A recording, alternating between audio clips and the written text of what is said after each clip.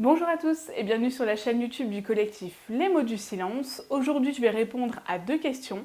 La première, on me demande souvent si les enfants victimes de pédocriminalité sont amenés à devenir des adultes qui vont vivre dans la précarité. La deuxième, on m'a souvent demandé si avoir un animal de compagnie pouvait aider, par rapport au fait que vous ayez déjà vu Pixel dans les vidéos, etc. Je vais répondre à ces deux questions aujourd'hui. Je précise que ce n'est que mon avis, que ça n'engage personne d'autre et que j'ai pas forcément raison. Comme dans chaque vidéo, je me base sur ma propre expérience et sur des chiffres. Juste une petite parenthèse avant de commencer cette vidéo. Dans la vidéo publiée lundi, j'avais dit que mon histoire, ma bataille judiciaire avait duré 6 ans et 8 mois. Non, elle a duré 5 ans et 8 mois et en fait j'ai confondu parce qu'on est sur un autre projet et quand ce projet-là aboutira, en fait ça fera 6 ans et 8 mois. Je vous en dirai un petit peu plus quand les vacances de la chaîne seront terminées parce que le projet sera un petit peu plus abouti et du coup je pourrai le partager avec vous et puis on pourra aussi échanger à ce sujet. Pour répondre à la première question, est-ce qu'une victime sera forcément amenée à vivre dans la précarité ou en tout cas est-ce qu'elle aura une tendance à vivre dans la précarité? Malheureusement oui, parce qu'elle va développer plusieurs pathologies sociales. Il y a le stress post-traumatique, il y a aussi la phobie sociale, la phobie de l'autre, la peur d'encore souffrir, la peur d'avoir du mal, la peur qu'on nous fasse du mal. Il y a beaucoup de choses en fait autour de ça, il faut se soigner. Il y a des personnes qui, pour se soigner, ça met 10-15 ans, mais c'est quand même quelque chose qui reste à vie. Quand on est victime de pédocriminalité, on n'en guérit pas. Et quand je dis ça, et j'arrête pas de le répéter dans mes vidéos, c'est pas négatif, c'est pas péjoratif. C'est juste qu'il faut être conscient qu'on vit avec. C'est pas quelque chose qu'on va oublier, c'est juste pas possible. Par contre, je me suis amusée en fait à prendre à peu près les 10 victimes avec qui j'échange le plus et 75% d'entre elles ne travaillent pas. Pourquoi elles ne travaillent pas? Parce que par rapport à ces phobies sociales, elles ne peuvent pas travailler. C'est pas qu'elles ne veulent pas, c'est qu'elles ne sont pas en capacité psychologique de le faire. Elles ne seraient pas par exemple en capacité même d'être à une caisse, de pouvoir parler avec des clients, de pouvoir compter la monnaie en même temps, etc. Parce qu'il y a des métiers, moi j'ai plein de gens qui m'ont déjà dit bah ouais mais pourquoi elle ne fait pas caissière? Alors caissière déjà, pour être caissière, il faut quand même savoir faire plein de choses à la fois. Et en fait caissière, il faut pas mal réfléchir.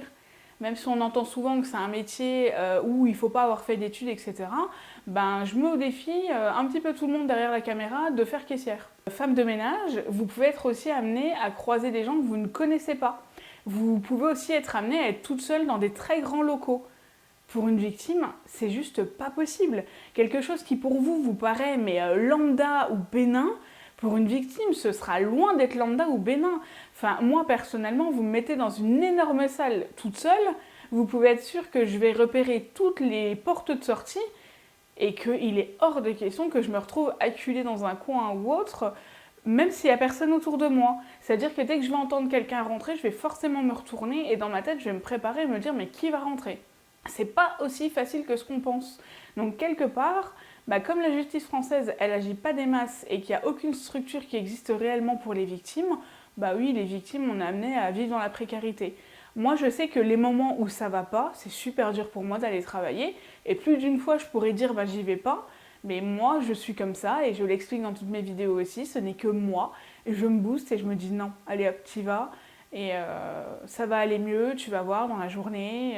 Et il y a des jours où ça marche pas, il y a des jours où ça va pas. Mais je me dis tant pis, allez, la journée d'après elle sera meilleure, tu verras. Et en fait, au fur et à mesure, comme ça, vous passez des étapes et puis vous passez des jours, vous passez des semaines, vous passez des mois. Mais avant d'en arriver là, il a fallu vraiment passer par des montagnes à escalader. Et ça a été vraiment sur des années. Mais c'est parce que moi je suis comme ça. Il y a des gens, ils trouveront pas leur bonheur dans le travail, ils trouveront leur bonheur dans faire ce qu'ils veulent, d'être libres en fait, de pouvoir faire ce qu'ils veulent de la journée sans avoir d'horaire. Il y a aussi des victimes qui ne pourront pas suivre des horaires, il faut en être conscient. Il y a des victimes, vous allez leur donner rendez-vous à 10h, elles seront même pas sûres à 10h du matin d'être levées.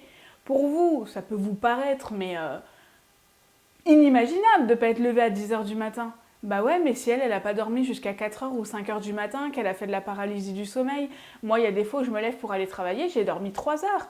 Il y a même des fois où je me suis levée pour aller travailler, j'avais dormi 2 heures, 1 heure, une demi-heure, mais je le faisais. Il y a des gens, ils n'en sont pas capables. Vous ne pouvez pas demander aux gens qui ne sont pas capables de le faire. Par contre, je pense qu'il faudrait des emplois du temps aménagés ou en tout cas une réinsertion. Moi, c'est comme ça que je le vois, c'est proposer aux gens d'entrer doucement dans la société. Dites-moi ce que vous en pensez, là-dessus je peux me tromper, mais pour moi c'est réellement la solution. Pour la deuxième question qui est, est-ce que avoir un animal de compagnie quand on est victime ça aide? Bah, concrètement, j'en sais rien. Moi personnellement, ça m'aide, mais Pixel, on l'a pas pris dans ce but-là. Pixel, elle a atterri dans notre foyer parce qu'elle a été trouvée dans un buisson quand elle avait 3 semaines. Il fallait la biberonner, etc. C'était un peu un chat paumé et on l'a prise. Parce que comme elle était noire, bah, il n'y avait pas beaucoup de monde qui voulait l'adopter et en fait nous ça nous a pas dérangé et comme on n'avait pas encore d'animal, bah, ça posait pas forcément de problème d'entente ou autre. Je peux pas répondre à cette question simplement parce que pour moi, quand on me pose cette question-là, la première chose déjà à retenir, c'est qu'avoir un animal c'est une responsabilité. Si vous prenez pas un animal pour vous sentir bien, alors vous pouvez le faire, mais en tout cas il faut vous en occuper. C'est pas à l'animal de s'occuper de vous. Un animal, il peut pas manger tout seul. Enfin, il faut quand même le nourrir, il faut lui donner à manger. Il est dépendant de vous. Donc c'est quand même une énorme responsabilité. Donc en tout cas, si vous voulez prendre un animal thérapeutique, je vous le conseille pas déjà si vous n'en avez jamais eu ou en tout cas si vous n'êtes pas prêt ou alors renseignez-vous réellement sur le sujet. Et faites aussi que le chat soit heureux chez vous, parce que le but, c'est pas que le chat soit malheureux non plus. Donc renseignez-vous vraiment, prenez des renseignements, vous avez plein d'associations. Vous avez également la SPA qui vous recevra avec beaucoup de plaisir. Enfin, moi, je sais qu'ils ont déjà répondu à beaucoup de nos questions quand on a eu Pixel et qu'elle était toute petite. Et en fait, peser le pour et le contre, les responsabilités, les contraintes aussi. Parce que quand vous partez en vacances, nous, quand on part en vacances, Pixel, faut la faire garder. Pixel, elle part pas avec nous en vacances. Nous, on a un chat qui a une personnalité où... bah, elle est un peu flippette, hein, concrètement. Donc elle est pas, voilà, elle va pas venir vers vous. Alors vers nous, si, parce qu'elle nous connaît. Mais c'est pas un chat qu'on va pouvoir trimballer avec nous en vacances dans un sac à dos. Coucou, c'est trop mignon. Non, non, je peux pas lui faire ça. C'est juste que là, elle va nous faire une crise cardiaque, ça va être mort. Il faut penser à tout ça. Prenez pas un animal forcément pour vous. Si vous prenez un animal, il faut vraiment que les deux vous soyez consentants, si je peux le dire.